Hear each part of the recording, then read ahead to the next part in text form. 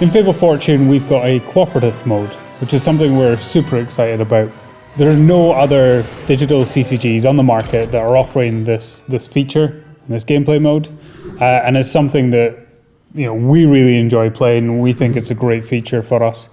It enables you to team up with a friend or somebody random online and to go and take on one of the legendary bosses from some of the previous Fable titles. So whether it be Nostro or Logan as well.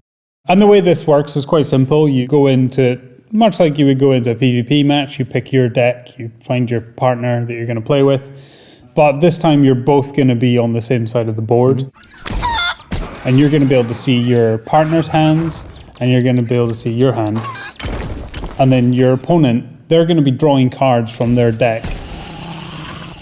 The way the boss works is slightly different to a human player. They won't have a hand of cards, but they have a deck of cards. And they are able to play directly from their deck. So rather than limit our bosses by making them play exactly the same rule set as the player, because they're not a human player, we found the best way to create a consistent and interesting challenge is for them to be able to draw from this deck and always use the optimum amount of resources. Now this means they play at the level we want to play them. So we've actually got 3 difficulty levels.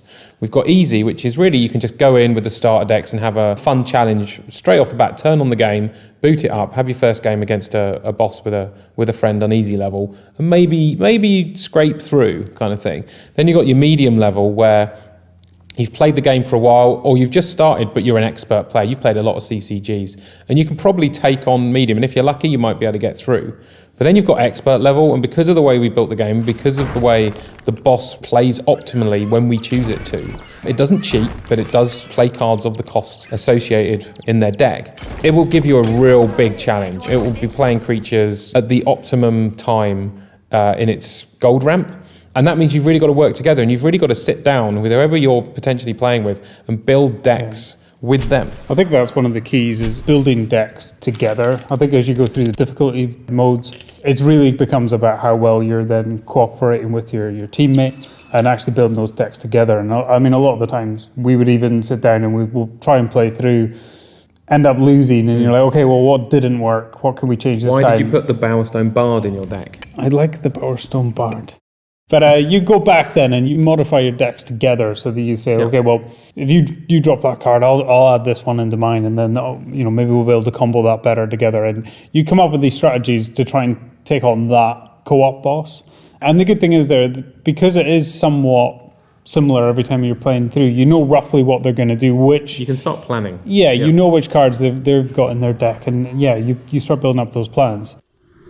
There's a communication system built in, so you can ping cards and units when it's not your turn, which is a great way to help learn how to play. Certainly Mike uses a lot when I'm playing.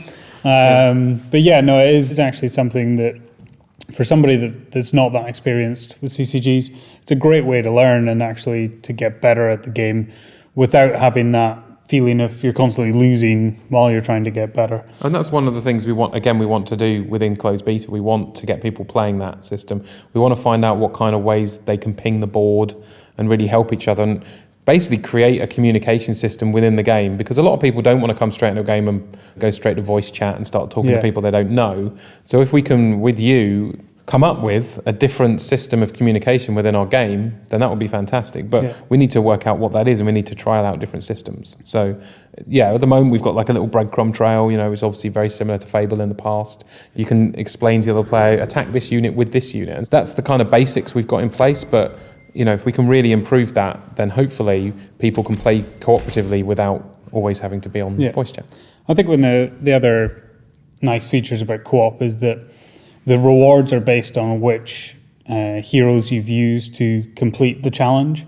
So it gives you the opportunity to go and play with all the different heroes, and you're not just focused on building, one deck with one class. That's all you're focused on. Again, that was really important in the design of the co-op system. So I've played some CCGs out there, and you'll get a challenge to take on, and you'll build one deck, and you'll actually go, I'm just going to use the basic deck I always use, I've always played the same character. And invariably, you can get through most of the games with that. So you don't really do any deck building. And it sort of defeats the object of that challenge. So with ours, we have 8 different styles of champion you can play. So to get the top rewards in each of our co-op bosses, you've got to beat the co-op boss with every different champion. And that's a really interesting challenge because some of the classes you're going to be really familiar with and really enjoy, and you'll be taking on at expert level. Other ones you won't be so confident in, it'll be medium, and maybe there's a couple in there that you're like, damn it, I'm only managing to finish this on easy. Yeah. And that's a really interesting choice, because what level do you go in with each of the decks? And then again, the top prizes are for those players who are able to smash it on expert, but you're going to have to find people to match with, because if you're playing as the knight, maybe the best person to play with the knight's the gravedigger, but maybe if you're playing the alchemist, you should be playing with the merchant. So it's very much, how do you take on these bosses with each of the characters? Because again, each of the bosses play so differently that each of your champions are stronger or weaker against each boss. Yeah. So when you're up against Nostro in the graveyard, the Gravedigger is actually a really good matchup. She has a lot of very fast, small units. She doesn't mind if they die so much. But then she's not very good in some of the other locations where the creatures you're fighting are much bigger. Her Hollow Men are getting smashed to pieces, by the bigger creatures. So again, it's really depending on where you're playing, different strategies come into place, and therefore different decks come into place. And again, that comes back, going to keep reiterating, there's no best deck for our game. There's good decks for different situations, but there's so many different situations. You're always learning, you're always finding out new things, you're always experimenting. Because within our co-op, that you're going to want to try and build out really good decks with all the classes. So when you're opening up packs of cards, you're excited when you get any card. Yeah, you always want all those cards coming in there. So you're not just focused on one sort of class. You really want to go and try and build out well-rounded decks for everything. But it's even more than that. Some cards are better in co-op than they are in single player. Yeah. And obviously there's lots of cards which are better in single player than in co-op. But you'll get a card and you'll go, I don't know if actually, that will go really good in this co-op deck or against this boss. Yeah. And that's what we're trying to design in this game, is that we don't want any cards that just fundamentally aren't very good. There's no point. Every card you open in a pack should be interesting, should be useful in at least one situation. Yeah. And if it's not, we'll be looking at that as we're going through beta. We'll be working out how do we change the rules on the card or the stats, because we want the feedback. We want, great players to come in and help us, because you can help us make sure that the game is balanced. I know someone who will help